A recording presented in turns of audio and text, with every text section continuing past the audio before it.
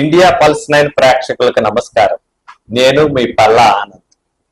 ఈరోజు చర్చించుకోబోయే అంశం ఉత్తరాంధ్రలో ఉన్నటువంటి స్పీకర్, ఉప ముఖ్యమంత్రులు, మంత్రులు వాళ్ళ యొక్క రేపు మంగళవారం రాబోయేటువంటి ఫలితాల్లో వాళ్ళ భవిష్యత్తు ఎలా ఉండబోతుంది, వాళ్ళ విజయ అవకాశాలు ఎలా ఉన్నాయి అనే అంశం మీద ప్రధానంగా చర్చించుకోబోతున్నాం.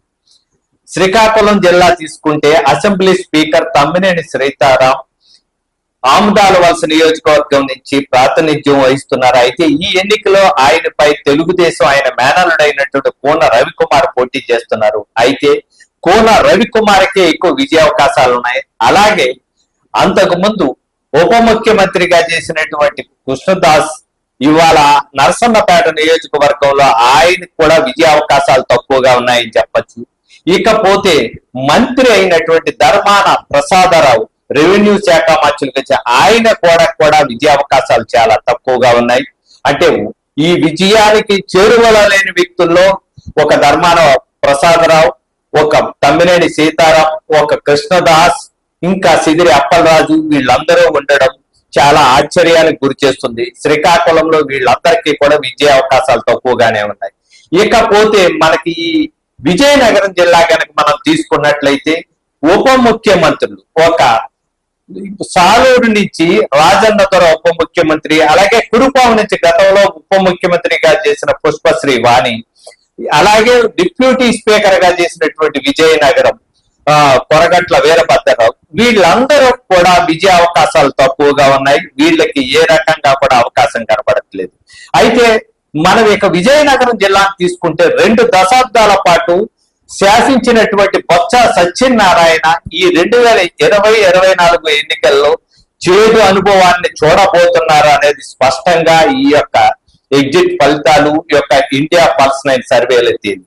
ఎందుకనంటే గతంలో 2 దశాబ్దాల కాలంలో ఏ రోజు తీసుకున్నా ప్రతి ఎన్నికల్లోనూ 100% ఆయన యొక్క హవా, ఆయన నాయకత్వంలో నడిచినటువంటి విజయనగరం జిల్లా ప్రజలు ఈసారి డిఫరెంట్ గా తీర్పు ఇవ్వబోతున్నారు. అందులో ఆయన కుటుంబానికి చెందిన ఆయన తమ్ముడి గజపతి నగరంలో ఆయన కూడా ఓటమికి దగ్గరగా ఉన్నారు అనేటువంటిది అంచనా. ఏదైనా సరే పోటీ చాలా నువ్వా నేనా అనే పోటీ. ఇకపోతే ఆయన మేనల్డైన మళ్ళీ బడికొండ అప్పలనాయుడు, నెల్లిమర్ల కూడా జనసేనకే అవకాశాలు ఎక్కువగా ఉన్నాయి. ఇక ఓన్లీ చీపురుపల్లిలో పోటీ చేసిన బొత్స సత్యనారాయణ కూడా నువ్వా నేనా అనే తప్పితే ఏకపక్షంగా లేదు అనేటువంటిది ఇప్పుడు అక్కడున్న పరిస్థితి. విజయనగరం కొరగట్ల వీరభద్రరావు ఒక పక్క వీరభద్రరావు పోటీ చేస్తుంటే రెండో పక్క అశోక్ గజపతి వాళ్ళ కుమార్తె అతిథి రాజు పోటీ చేయడం అంచేత ఆవికే విజయ అవకాశాలు ఎక్కువ కనబడుతున్నాయి. కాబట్టి విజయనగరం జిల్లాలో ఈసారి ఉప ముఖ్యమంత్రులు, మంత్రులు, డిప్యూటీ స్పీకరు వీళ్ళందరూ కూడా ఈ యొక్క అధికారానికి, విజయానికి దూరంగా ఉన్నారని బట్టి చెప్పుకోవచ్చు. ఇక మనం విశాఖ జిల్లా కనుక మనం తీసుకున్నట్లయితే విశాఖ జిల్లాలో ఉప ముఖ్యమంత్రి అయినటువంటి బూడి ముత్యాల నాయుడు కూడా ఆయన ఈసారి విజయానికి దూరంగా ఉన్నారు. అనకాపల్లి పార్లమెంట్ సభ్యుడిగా పోటీ చేయడం ఈ యొక్క విజయానికి దూరంగా ఉన్నాడని చెప్పొచ్చు.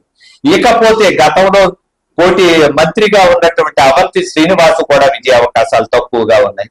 ఇక ఎటొచ్చి ఇప్పుడున్నటువంటి గుడివాడ అమర్నాథ్ కూడా విజయ అవకాశాలు తక్కువగా ఉన్నాయి.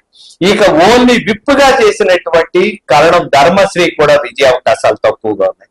ఏ రకంగా చూసుకున్నప్పటికీ కూడా జిల్లాలో ఉత్తరాంధ్రాల నుంచి పోటీ చేసిన ఏ మంత్రికి కూడా విజయ అవకాశాలు చాలా తక్కువగా ఉన్నాయని చెప్పవచ్చు. ఈ పరిస్థితుల్లో ఖచ్చితంగా ఈసారి ఈ ప్రభావం ఈ యొక్క రాష్ట్ర ఈ యొక్క ఏదైతే ప్రభుత్వ ఏర్పాటులో ఖచ్చితంగా కనబడుతుందని మనం చెప్పవచ్చు.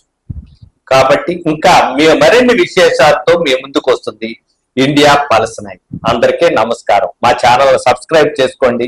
ఇంకా మీ కామెంట్లు అన్ని కూడా మా కామెంట్ బాక్స్ లో తెలియజేయండి.